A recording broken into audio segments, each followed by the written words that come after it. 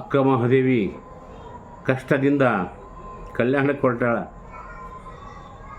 ಅವ್ರು ಹೋಗಿ ಏನು ಹೇಳಿ ಬಂದಿದ್ರು ಅಂತ ಕೇಳಿದ್ರೆ, ಹಸುವಾದರೆ ಭಿಕ್ಷಾ ಬೇಡ್ತೀನಿ ಅಂದಳು. ಯಾರಿಗೆ ಬೇಡವಳು ಭಿಕ್ಷಾ? ತನ್ನ ಬತ್ತಲೆ ಶರೀರ ನೋಡಬಾರ್ದು ಅಂತ ತಿಳ್ಕೊಂಡು ಜನರು ಇಲ್ಲದ ತಾಣದಲ್ಲಿ ಘೋರ ಅರಣ್ಯದಲ್ಲಿ ನಡೆದು ಹೋಗುವಂಥ ಅವಳಿಗೆ ಭಿಕ್ಷಾ ನೀಡೋರು ಯಾರು? ಕೊನೆ ಗಿಡಕ್ಕೆ ಹೋಗಿ ಕೈ ಒಡ್ಡಿ ಹಣ್ಣುಗಳನ್ನು ಬೇಡ್ತಾಳ. ಆ ಗಿಡಗಳು ಅಣಕಿಸ್ದಂಗೆ ಆಗ್ತದೆ.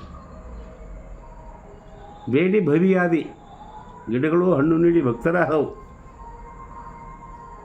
ಅವು ನೀಡುವುದಕ್ಕದವು. ನಿಸರ್ಗ ಮನುಷ್ಯನಿಗೆ ಬರೀ ನೀಡುವುದೇ ಮಾಡ್ತದೆ, ಬೇಡುವುದೇನಿಲ್ಲ.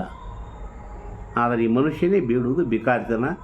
ಎಂಥ ಸ್ಥಿತಿಗೆ ಹೋದರೆ ಬಿಕಾರಿ ಬಿಕಾರಿ ಬಿಕಾರಿ. ಈ ಬಿಕಾರಿತನ ತೊಡೆದು ಹಾಕೋದು ಅಕ್ಕ ಮಹಾದೇವಿ ಕಲ್ಯಾಣ ದಾರಿಯಲ್ಲಿ ಹೊರಟಿರುವ ಭಿಕ್ಷೆನ ಬೇಡುವ ಸಂದರ್ಭದಲ್ಲಿ ನಾವು ಕಂಡುಕೊಳ್ಬೇಕು. ಮುಂದೆ ಅಕ್ಕ ಮಹಾದೇವಿ ಕಷ್ಟ ನೋಡಿ ನೋಡಿ ಪರಮಾತ್ಮನೇ ಎದುರಿಗೆ ಬಂದಂತ ಯಾರೋ ಈ ಪೌರಾಣಿಕ ಶಿವ ಬಂದು ಮುಂದೆ ನಿಂತು, ಅಕ್ಕ ಮಹಾದೇವಿ ನಿನ್ನ ಕಷ್ಟ ನೋಡಿ ಭಾಳ ಸಂತೋಷ ಆಗಿದೆ, ನಿನಗೇನು ಬೇಕು ಹೇಳು, ನಿನಗೇನು ಬೇಕು ಹೇಳು, ನಿನಗೆ ವರ ಕೊಡ್ತೀನಿ ಅಂದ್ಕೊಂಡೆ. ವರ ಕೊಡ್ತೀಯಾ? ಖರೇನೆ ಕೊಡ್ತೀರಾ? ಕೊಡ್ರಿ.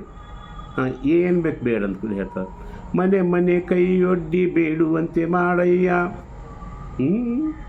ಬಿಡುದ ಬೇಡಿದರೆ ಯಾರ್ಯಾರು ನೀಡದಂತೆ ಮಾಡಯ್ಯ.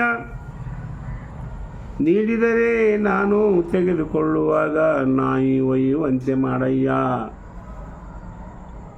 ಇದು ಒಂದೇ ವರವ ಬೇಡುವೆನು ಚನ್ನಮಲ್ಲಿಕಾರ್ಜುನಲ್ಲಿ. ಇಂಥ ಭಯಂಕರವಾದಂಥ ಕಷ್ಟದಲ್ಲಿಯೂ ತ್ಯಾಗದ ತುದಿಯನ್ನು ಮುಟ್ಟಿದ ಅಕ್ಕ ಮಹಾದೇವಿ ವಚನ ಬಹಳ ಮಾರ್ಗದರ್ಶನೀಯ ನಮಗೆಲ್ಲ. ಅಕ್ಕ ಮಹಾದೇವಿ ತ್ಯಾಗವೇ ತ್ಯಾಗ. ತ್ಯಾಗೇನೇ ಏಕೇನ ಅಮೃತತ್ವ ಮಾನುಷು. ತ್ಯಾಗ ಒಂದರಿಂದಲೇ ಮುಕ್ತಿ ಇದೆ. ಬಿಡಬೇಕು, ಎಷ್ಟು ಸಾಧ್ಯ ಅಷ್ಟು ಬಿಡಬೇಕು. ಅಕ್ಕ ಮಹಾದೇವಿ ಎಷ್ಟು ತ್ಯಾಗ ಮಾಡ್ಯಾಳಿ, ಎಷ್ಟು ತ್ಯಾಗ ಮಾಡಲಿಕ್ಕೆ ಯಾವ ಸ್ವಾಮಿಗಳಿಗೂ ಎಂದು ಸಾಧ್ಯ ಇಲ್ಲ. ಅಷ್ಟು ಎತ್ತರ ಮಟ್ಟಕ್ಕೆ ಬಟ್ಟೆ ಬೇಕಾಗಿಲ್ಲ, ಹೆಣ್ತನದ ಕಲ್ಪನೆ ಇಲ್ಲ. ಎಲ್ಲ ಕಾಮ ಕ್ರೋಧಗಳನ್ನ ಹೆಂಗೆ ಮುರಿದು ಉದ್ದಿ ಮಾಡೀನಿ ಅಂತ ಸ್ಪಷ್ಟ ವಚನದಲ್ಲೇ ಹೇಳ್ತಾ ಇದ್ದಾಳೆ. ಪ್ರಭುದೇವರು ಕಲ್ಯಾಣದಲ್ಲಿ ಎಷ್ಟು ಅದ್ಭುತ ಪರೀಕ್ಷೆ ಮಾಡೋದು. ಯಾರು ನೀನು? ಯಾಕೆ ಬಂದಿ? ಈ ವಯಸ್ಸಿನಿಗೆ ಯಾಕೆ ಬಂದಿ? ಉದಮದದ ಯೌವನ ನೋಡಿಕೊಂಡ ಸತಿ ನೀನು ಇತ್ತಲೇಕೆ ಬಂದಿ? ಅತ್ಯಂತ ಅಸಹ್ಯ ರೀತಿಯಲ್ಲಿ ಪ್ರಭುದೇವರು ಮಾತನಾಡಿದರೇನೋ ಅನ್ನೋಂಗೆ ಮಾತನಾಡಿದರು. ಅಕ್ಕ ಮಹಾದೇವಿ ಭಾಳ ಸಮರ್ಪಕವಾದ ಉತ್ತರವನ್ನು ಅವಳು ಕೊಡ್ತಾಳೆ. ಯಾಕೆ ಬಂದೀನಿ ಅಂದರೆ, ಹಾಡ್ಲಾಕ್ಕೆ ಬಂದೀನಿ, ಹೇಳಕ್ಕೆ ಬಂದೀನಿ, ಕೇಳಕ್ಕೆ ಬಂದೀನಿ, ಚರಣದ ಸಂಘದಲ್ಲಿ ಕಾಲ ಕಳೀಲಿಕ್ಕೆ ಬಂದೀನಿ ಅಂತ ತಿಳ್ಕೊಂಡು ಮನುಷ್ಯನ ಜೀವನ ಸಾರ್ಥಕ ಮಾಡ್ಕೊಳ್ಳೋದಕ್ಕೆ ನಾವು ಬಂದೀವಿ ಅಂತ ತಿಳ್ಕೊಂಡು ಅಕ್ಕನ ಉತ್ತರ ಭಾಳ ಮಾರ್ಮಿಕ ಇದೆ. ಇಂಥ ಸಂವಾದ ಕಲ್ಯಾಣದಲ್ಲಿ ಶಿವಾನು ಮಂಟಪದಲ್ಲಿ ನಡೀಲಾರ್ದೇ ಇನ್ನೆಲ್ಲಿ ನಡೀತಪ್ಪ ಇದು? ಅಲ್ಲಿ ಶಿವಾನು ಮಂಟಪನೇ ಇರಲಿಲ್ಲ, ಎಲ್ಲಿತ್ತದು? ಇಲ್ಲೇ ಆಗ್ತದೆ ಇದೆಲ್ಲ. ಆದ್ದರಿಂದ ಶಿವಾನು ಮಂಟಪ ಅಲ್ಲಿ ಇರಲಿಲ್ಲ ಅನ್ನೋ ಗುಡ್ಡು ಕಲ್ಪನೆ ಭಾಷಣಗಳನ್ನು ನಾವು ಕೇಳ್ತಾ ಇದ್ದೀವಿ. ಮಾತು ಬರ್ತದಂತ ಏನಾದರೂ ಮಾತಾಡೋದು. ಮಂಟಪದ ಬಗ್ಗೆ ವಿಕಾಸ ವಚನಗಳಲ್ಲಿ ವಿವರಣೆ ಇದೆ. ಸಂಗನ ಬಸವಣ್ಣ ಮಂಟಪದಲ್ಲಿ ಅಂತ ತಿಳ್ಕೊಂಡು ಪ್ರದೇವರ ಸಾನ್ನಿಧ್ಯದಲ್ಲಿ ಎಲ್ಲ ವಿಚಾರ ಚಿಂತನೆ ಗೋಷ್ಠಿ ಚರ್ಚೆ ಆಗಿದೆ.